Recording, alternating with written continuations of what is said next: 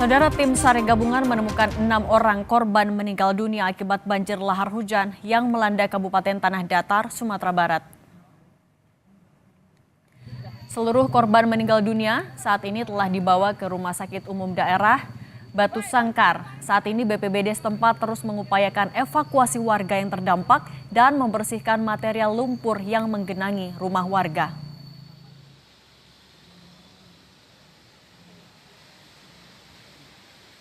Selain menerjang 2 kabupaten di Sumbar, banjir lahar hujan juga menyebabkan jalur jalan nasional yang menghubungkan Kota Padang dan Bukit Tinggi terputus total. Beberapa titik ruas jalan tergerus air sungai dan menyisakan 30% badan jalan, sehingga tidak bisa dilalui kendaraan. Banjir juga menyebabkan sejumlah kawasan wisata pemandian di Sialiang rusak parah.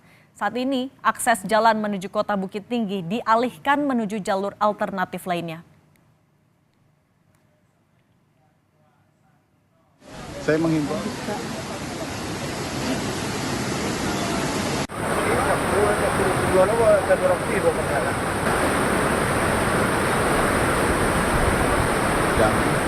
dari arah Padang Pariaman menuju ke Bukit Tinggi, saya pastikan jalan di Lembah Anai terputus. Saya harapkan masyarakat tidak perlu lagi melintasi Padang Pariaman, lebih baik putar ataupun tidak melewati jalur tersebut karena dipastikan tidak akan melintas. Mengenai banjir lahar hujan di Sumatera Barat sudah bergabung bersama kami Kabid Rehabilitasi dan Rekonstruksi BPBD Sumbar, Bapak Ilham Wahab. Pak Ilham, selamat petang. Pak Ilham, boleh diupdate Pak, per sore ini artinya ada berapa korban yang sudah ditemukan Pak? Baik Mbak, jadi sampai hari ini data terakhir yang kami terima untuk korban meninggal sudah mencapai angka di 34 orang. 34 orang dengan sebaran 16 korban ditemukan 16 korban di Kabupaten Agam, kemudian 18 korban meninggal di Kabupaten Tanah Datar. Demikian, Mbak. Oke. Pak, tapi kalau sejauh ini yang paling terdampak parah ada di wilayah mana aja, Pak? Hampir sama. Jadi yang paling terdampak itu Agam dan Tanah Datar. Sementara untuk fasilitas umum, terutama jalan nasional itu banyaknya melintas di Tanah Datar karena akses jalan menuju Padang menuju Bukit Tinggi itu lumpuh total karena digerus. Kalau untuk korban hilang, Pak, masih adakah yang dicari? Masih sampai saat ini tim gabungan TNI Polri, Basarnas dan juga BPBD dibantu masyarakat masih melakukan pencarian. Diperkirakan masih ada sekitar 16 lagi korban yang meninggal, yang hilang, korban yang hilang. Oke, untuk pencarian korban hilangnya gimana, Pak? Kalau sekarang tim gabungan melakukan upaya diperkirakan titik-titik hilangnya korban. Karena memang korban ini banyak yang hanyut, tentu pencarian difokuskan di aliran sungai. Kemudian untuk korban yang longsor kayaknya ini masih dalam pendalaman apakah ada korban yang kena longsor atau tidak. Oke, Pak Ilham menegaskan lagi ya Pak, kalau untuk korban meninggal dunia paling banyak di Tanah Datar, betul ya Pak tadi? Ya, untuk data sementara yang kami terima di Tanah Datar itu ada 18 korban meninggal, kemudian 16 korban meninggal di Kabupaten Agam. Oke, kalau untuk yang korban luka, mereka dirawat di mana Pak? Sampai tadi sebagian ada yang dirawat di Rumah Sakit Ahmad Muhtar, ada tadi 18 orang yang dirawat di Ahmad Muhtar, juga ada di Rumah Sakit Umum Daerah di Tanah Datar dan di Parangpanjang. Artinya total kalau untuk kepala keluarga ataupun juga rumah yang terdampak ada berapa Pak pendataan BPBD sekarang? Kalau untuk data rumah dan data pengungsian kita belum dapat data update-nya karena kita masih fokus pada pencarian dan penyelamatan. Sementara untuk rumah terdampak dan fasilitas yang rusak ini masih dalam pendataan. Oke, Pak, kan yang juga bawaan dari banjir lahar ini kan juga ada endapan lumpur. Apakah itu yang juga jadi kendala, Pak? Baik itu untuk evakuasi maupun juga untuk pembersihan jalan yang terputus? Untuk kendala jelas ini karena banyak akses jalan yang terputus, kemudian ada material juga di samping lumpur juga ada kayu juga yang terbawa. Tentu ini juga memberikan kesulitan tersendiri dalam upaya pencarian dan pertolongan terhadap korban terdampak. Hmm. Kalau untuk jalan yang terputus itu apakah juga menghambat nantinya untuk pemberian bantuan logistik juga, Pak, untuk korban di daerah-daerah yang terisolir itu? Eh,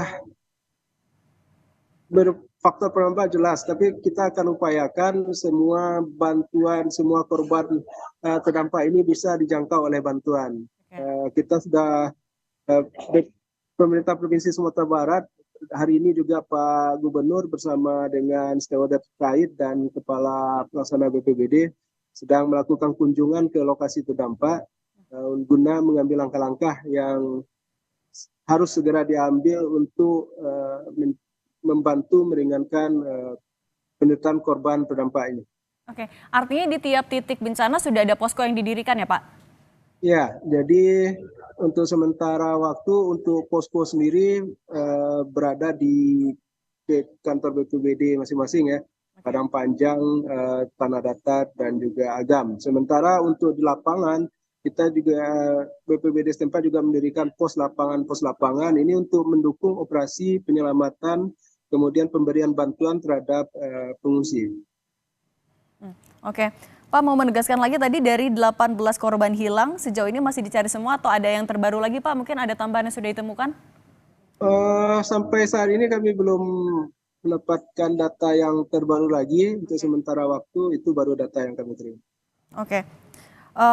Pak, apa juga bisa dijelaskan ini kan sebenarnya banjir lahar yang ketiga dalam 6 bulan terakhir. Apakah ada sebenarnya antisipasi atau mungkin juga imbauan untuk warga yang tinggal di sekitaran Gunung Merapi, Pak, untuk antisipasi apabila ada banjir susulan, apalagi juga lagi hujan kan, Pak, di sana di beberapa tempat?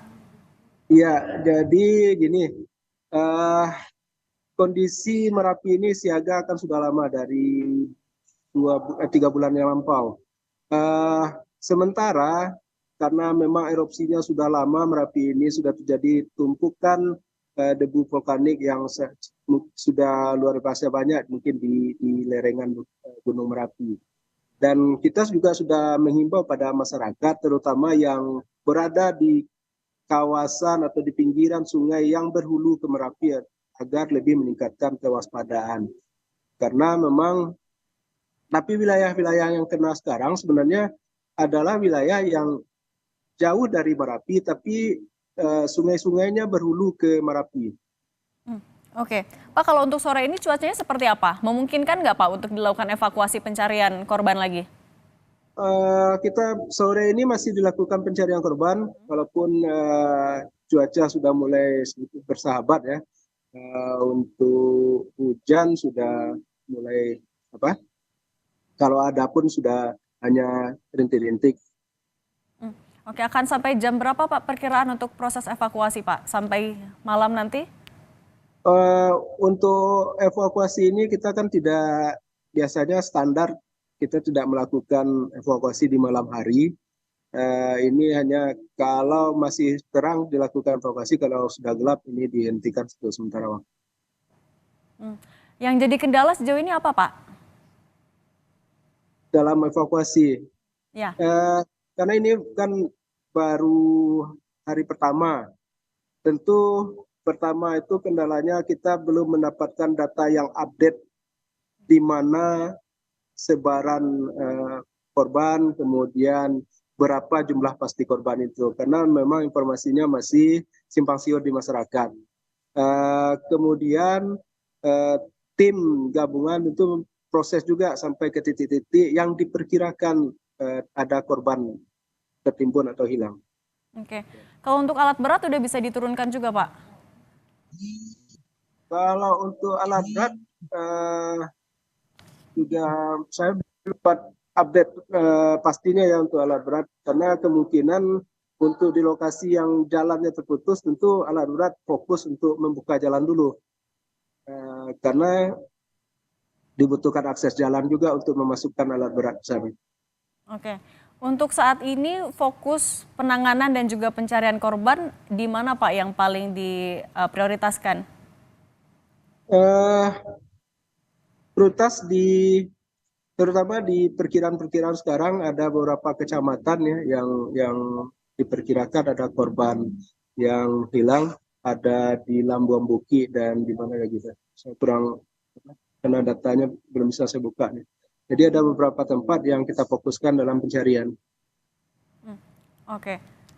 Pak, apakah sebelumnya juga sudah disampaikan sosialisasi mitigasi bencana Pak untuk warga yang tinggal di sekitaran Gunung Merapi? Iya, jadi seperti kami sampaikan di awal tadi, karena kondisi Merapi ini kan sudah sudah beberapa bulan. Kemudian di Kabupaten Agam, Kabupaten Tanah Datar sudah menetapkan status siaga darurat Merapi. Artinya dengan penetapan status ini tentu Pak Ilham, suaranya hilang Pak. Pak Ilham? Oke. Oke. Oke. Pak Ilham, tidak terdengar suaranya Pak, mungkin bisa diperbaiki lagi Pak Ilham? ya. Oke. Silakan lanjutkan Pak tadi. Iya, jadi status Merapi ini kan sudah beberapa bulan ini siaga darurat Merapi karena dia sudah di level 3. Kemudian pemerintah Kabupaten Tanah Datar dan Agam itu sudah menetapkan status siaga darurat Merapi. Artinya dengan penetapan status ini tentu upaya-upaya untuk mensosialisasikan kepada masyarakat agar menjauh dari puncak kawah bagi yang bermukim di radius 4,5 km, kemudian bagi masyarakat yang beraktivitas di sungai-sungai yang berhulu atau dekat sungai yang berhulu di Merapi, tentu harus lebih meningkatkan kewaspadaannya. Oke, baik. Terima kasih banyak Kabid Rehabilitasi dan Rekonstruksi BPBD Sumatera Barat, Bapak Ilham Wahabi. Terima kasih banyak Pak, sehat selalu.